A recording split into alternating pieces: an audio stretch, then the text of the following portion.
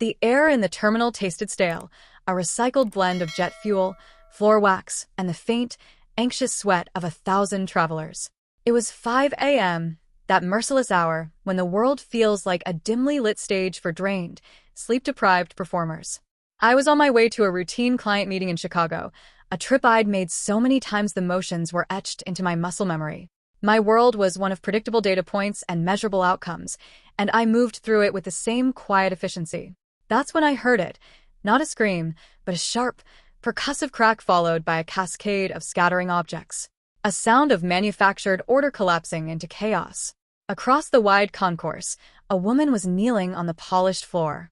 One of the wheels on her sleek, black carry-on had sheared clean off, and the open case had vomited its contents in a wide, embarrassing arc business documents, neatly bound, lace-flayed open like fallen birds. A laptop, a silver makeup bag, a tangle of charging cords, and a paperback novel skittered across the linoleum. People flowed around her like a river around a stone, their faces averted, their focus locked on the glowing departure boards. Her gait, I noticed, was flashing final call. 10 minutes.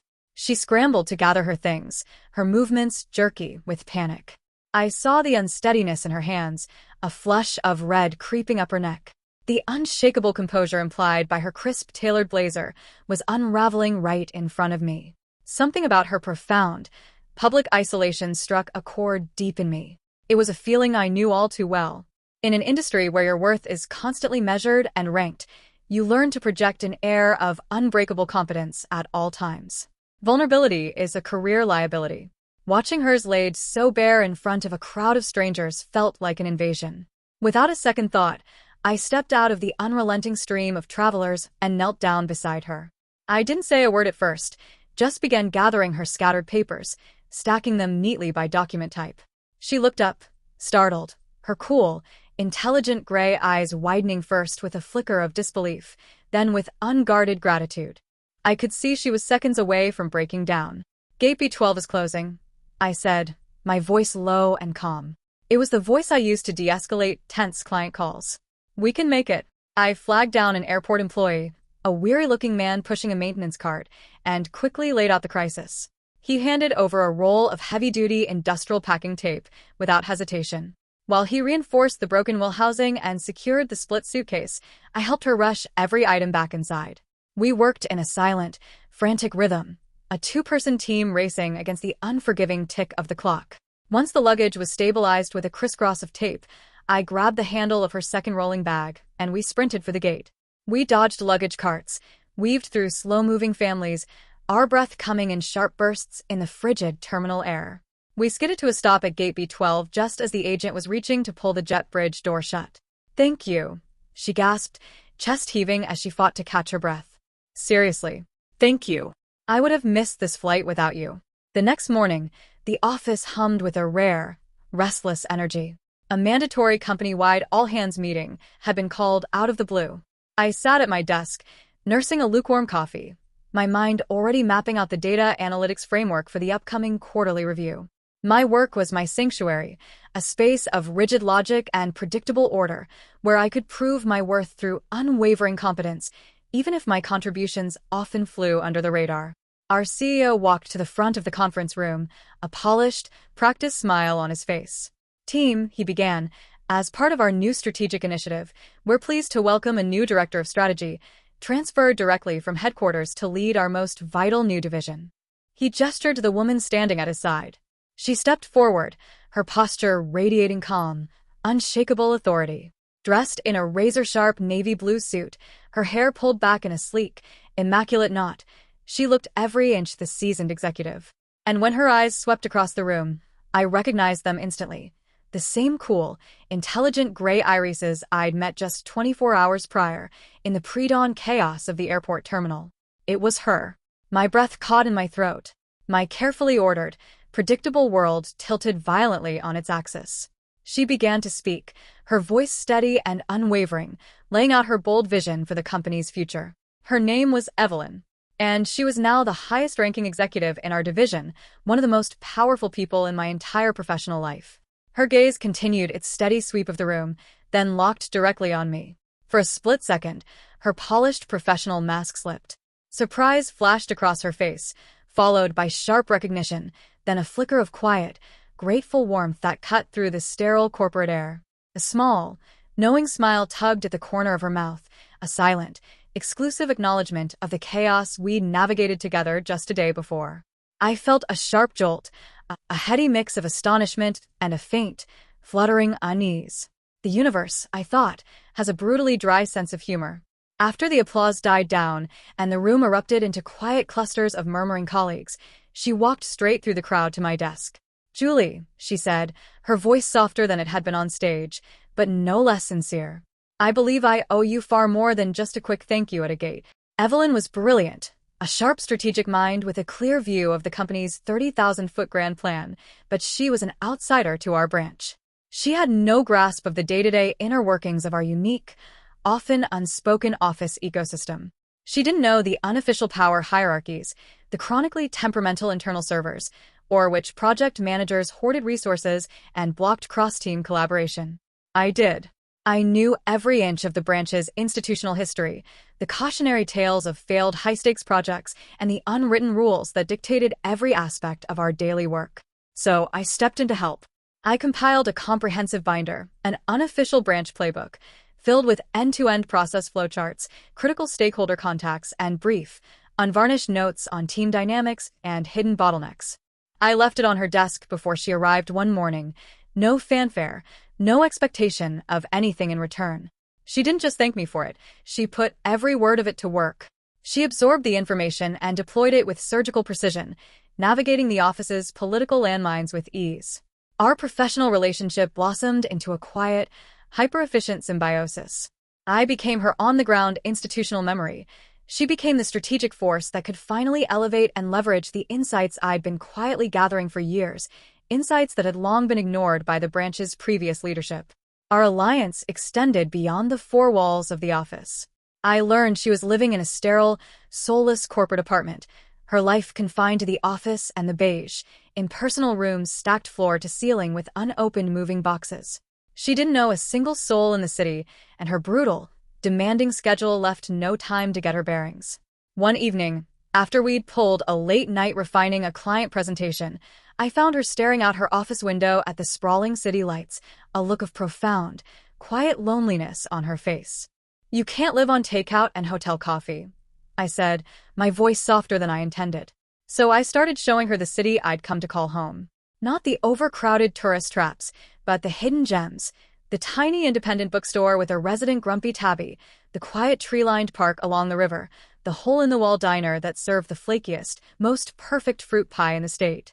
I helped her hunt for a real apartment, one with character, big windows, and natural sunlight, and on a Saturday after she moved in, I brought over a small potted succulent as a housewarming gift.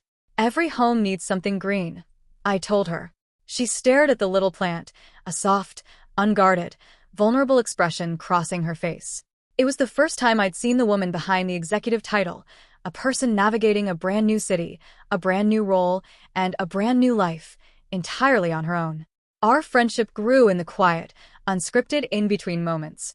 It was forged over shared cartons of takeout during late nights at the office, the only sound the low hum of the server room down the hall. It was built during long walks to the parking garage at the end of grueling days, our footsteps echoing in sync as we dissected office politics, vented about unreasonable stakeholder demands, or talked through the weight of family obligations that felt like invisible threads pulling us in a dozen different directions. We were a study in perfect contrasts.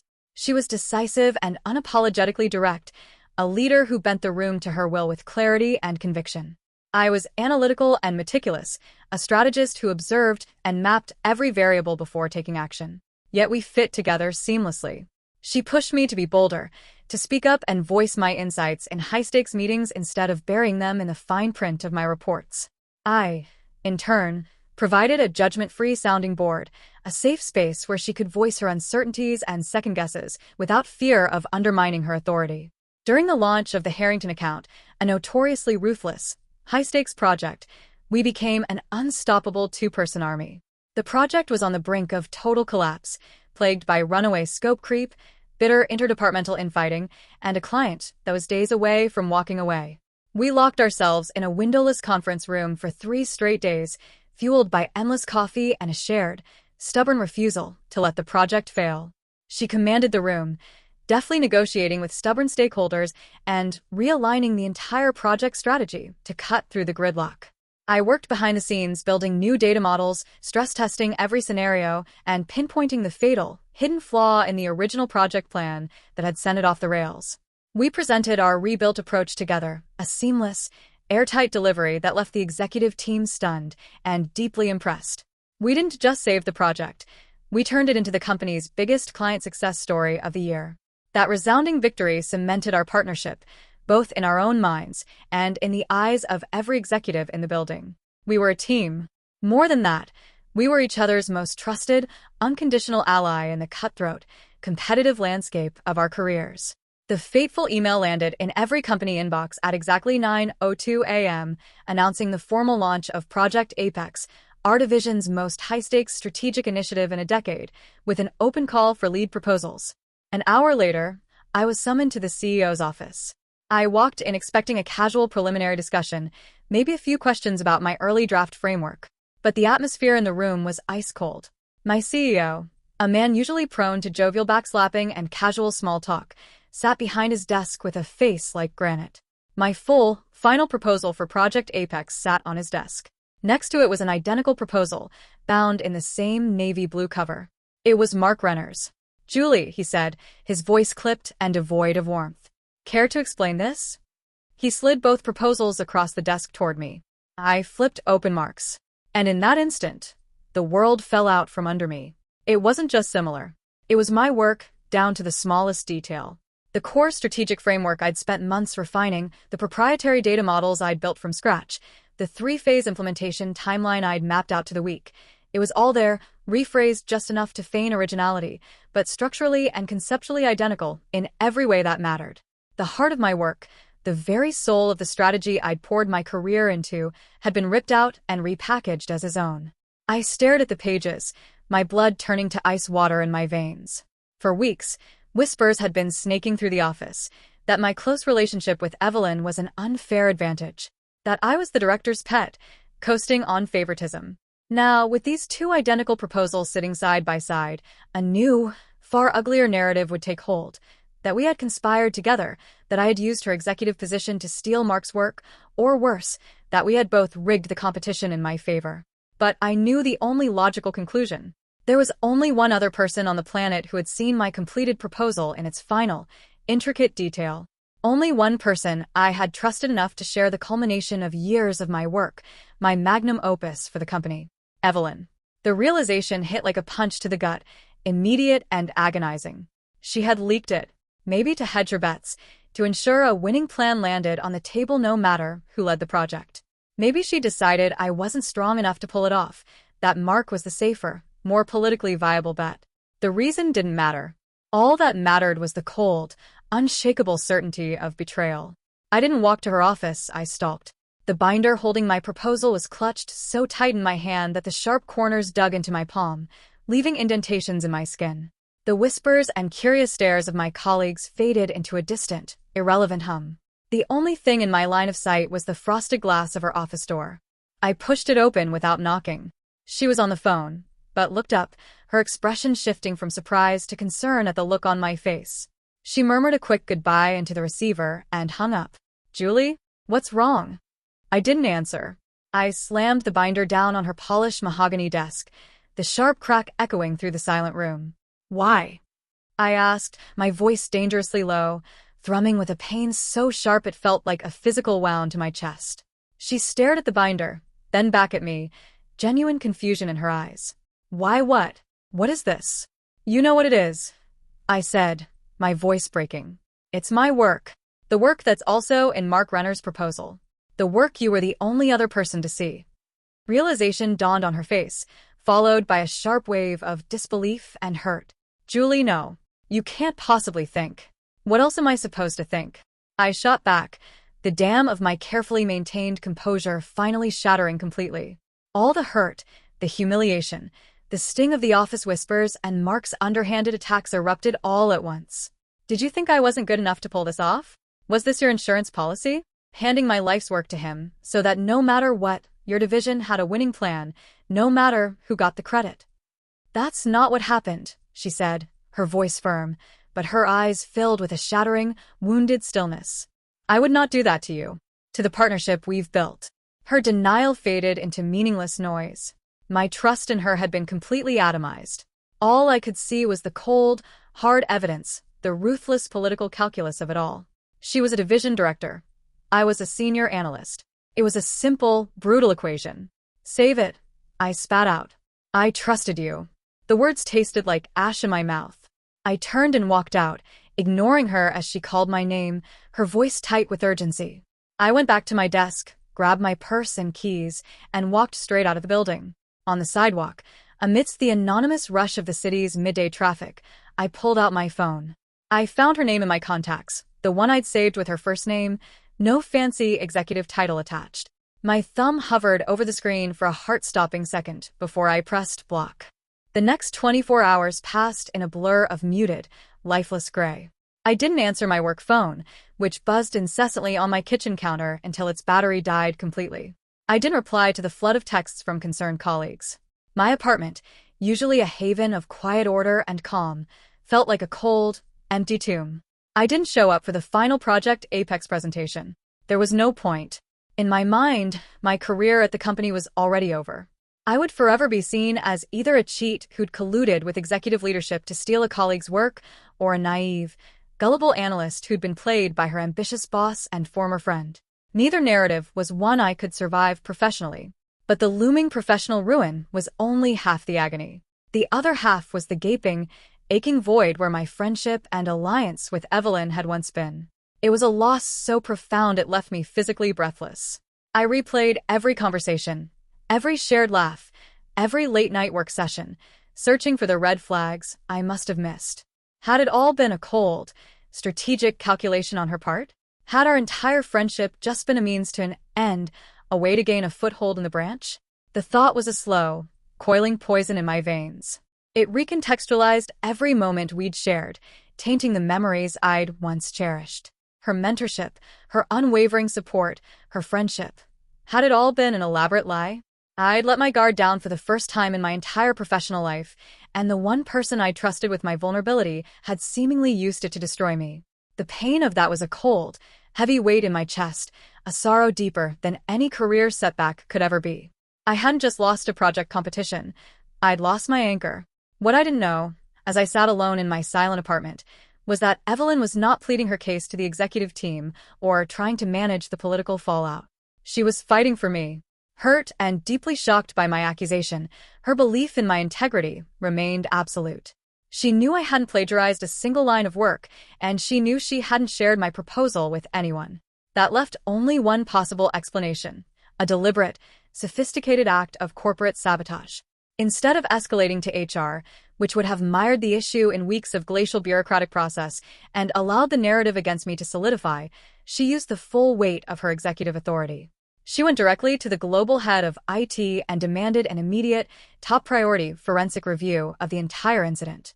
She ordered every available piece of data: keycard access logs for the entire floor for the past 48 hours, full server access records, and a deep, line-by-line dive into the network activity logs for both my and Mark Renner's workstations. The summons came via a company-wide blast email that afternoon. Mandatory all-hands meeting. 3 p.m. Main conference room. My first instinct was to ignore it entirely. But a sliver of morbid curiosity, a need to witness the final nail being hammered into my professional coffin, made me pull on my blazer and head back to the office. I slipped into the back of the crowded room, my head down, feeling the weight of 100 pairs of eyes burning into me. The CEO stood at the front of the room, his expression grim and unyielding. Evelyn stood at his side, her face a perfectly composed mask unreadable. "We are here today to address the serious situation regarding the competing proposals for Project Apex," the CEO began. The room fell completely silent. "A full, forensic investigation has been conducted into the submission of 2 nearly identical strategic documents. And we have our final conclusion." He paused, letting the tension in the room build to a breaking point. "First," he said, his gaze locking directly on me in the back of the room, "I would like to offer a sincere, unreserved, public apology to Julie. A collective, shocked gasp rippled through the room. My head shot up, my breath catching in my throat. It has become unequivocally clear, he continued, his voice ringing with authority, that Julie was the victim of a severe breach of professional ethics and outright theft of her intellectual property. He clicked a button, and the large screen behind him flared to life. It showed timestamped security camera footage from the office floor, recorded the previous evening, long after I'd gone home for the night. It showed Mark Renner, glancing furtively over his shoulder, walking straight to my empty desk. It showed him inserting a USB drive into my computer. The next screen displayed the IT forensic logs, a file transfer, lasting exactly 97 seconds, originating from my workstation and routed through an untraceable ghost server directly to his. And then the final, most damning piece of evidence appeared, fragments of encrypted emails, fully recovered from the company server, between Mark and a senior director at our biggest industry competitor. He hadn't just stolen my plan to win the project lead role, he was planning to sabotage the entire initiative after launch, feeding proprietary company information to the rival firm in exchange for a guaranteed senior executive position. The CEO's final words were sharp and unforgiving. Mark Renner's employment has been terminated, effective immediately with cause. He will be escorted from the building by security, and we will be pursuing all available legal remedies for his theft and breach of contract. The room erupted in a low roar of shocked murmurs. I just stood there, frozen in place, as the world tilted slowly back into its rightful axis. Relief washed over me, so potent it made my knees weak. But hot on its heels came a tidal wave of overwhelming shame. I had accused her of the worst kind of betrayal. I had thrown her trust back in her face and walked away.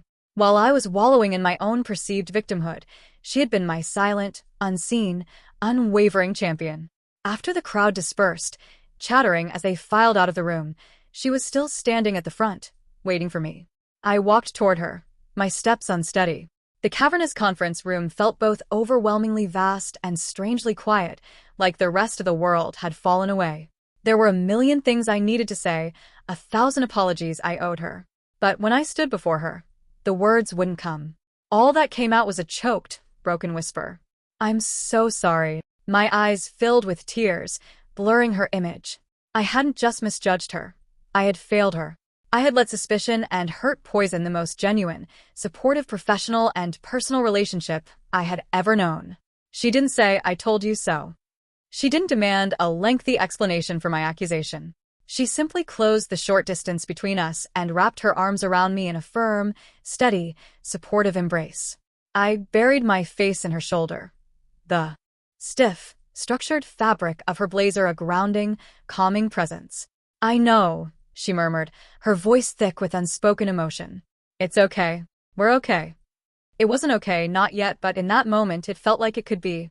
We stood there for a long time, in the center of the empty room, a silent understanding passing between us. Some bonds aren't broken by a storm. They're washed clean by it, leaving behind something stronger, more resilient, and more unshakable than before. Our friendship and alliance had been tested by fire, and it had not just survived. It had been forged anew. The next day, my name was officially announced as the lead for Project Apex. Walking into the project kickoff meeting, I felt a new kind of confidence settle over me. It wasn't just the confidence of having my work and my integrity fully vindicated. It was the quiet, unshakable strength that comes from knowing someone has your back, completely and unconditionally. Evelyn became my official executive mentor on the project. Our partnership was no longer a behind-the-scenes alliance, but a formal, widely recognized force within the company. We were more efficient, more in sync than ever before. We developed an unspoken shorthand, finishing each other's sentences in high-stakes strategy sessions, anticipating each other's needs before they were ever spoken. We navigated the inevitable challenges of the project with a united front, our combined skills and complementary strengths creating a momentum that was unstoppable. The whispers in the office died down completely, replaced by a grudging, widespread respect. We were no longer the director and her friend. We were a results-driven team, a testament to what genuine, trust-based collaboration could achieve. My promotion to senior director had been a long time coming, but when it finally happened, it felt fully earned, not just by my own years of hard work, but by the strength I'd drawn from her unwavering support and mentorship. I was a better leader because I had learned from her, and I was a better person because she had chosen to trust me, even when I had not trusted her in return. Months later, Project Apex launched to resounding, industry-defining success, exceeding every single one of its initial revenue and growth targets. It fundamentally shifted the company's entire strategic trajectory and my career right along with it. That evening, as we stood on the office balcony overlooking the city, I gave her hand a quick, grateful squeeze. I was thinking we'd kick off our celebration by tracking down the best pie in the city. She laughed, a genuine, relaxed sound that I had come to cherish deeply. I think I know exactly the place. We walked side by side through the glittering city streets, two women standing together against the vast, unpredictable backdrop of the corporate world and the future ahead. We were colleagues, mentors, and friends. We were unshakable allies. We had faced a storm that should have torn us apart and had come out the other side with our bond not just repaired, but forged into something unbreakable. The future was an unwritten page, but I knew, with a certainty that settled deep in my bones, that we would face it together. Years passed. My career flourished in ways I had once only dared to dream of. I moved from project lead to department manager and, eventually, to a vice president role, sitting at the same executive table as Evelyn. She continued her own meteoric ascent, her strategic vision shaping the company at the highest global levels. We were no longer a boss and her subordinate, but equals and peers, our career paths running parallel, always intersecting, always supporting one another.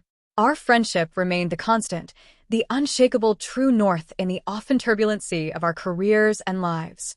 It became our bedrock, the standard by which we measured all other professional and personal relationships. Looking back, I see the woman I was in that airport terminal, cautious, self-reliant to a fault, convinced that vulnerability was a weakness to be hidden at all costs. The Julie who existed before I met Evelyn.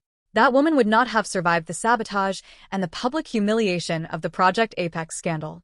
She would have retreated, handed in her resignation, and reinforced the thick walls around her heart even tighter. But Evelyn's unwavering loyalty, her fierce, quiet fight on my behalf when I couldn't fight for myself, taught me a different kind of strength.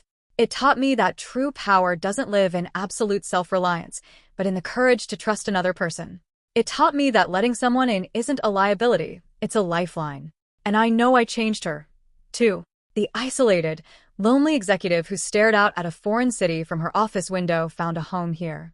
She found someone who saw past her title to the person underneath, who offered a hand not because of what she could do for them professionally, but simply because she looked like she needed one. She found her chosen family,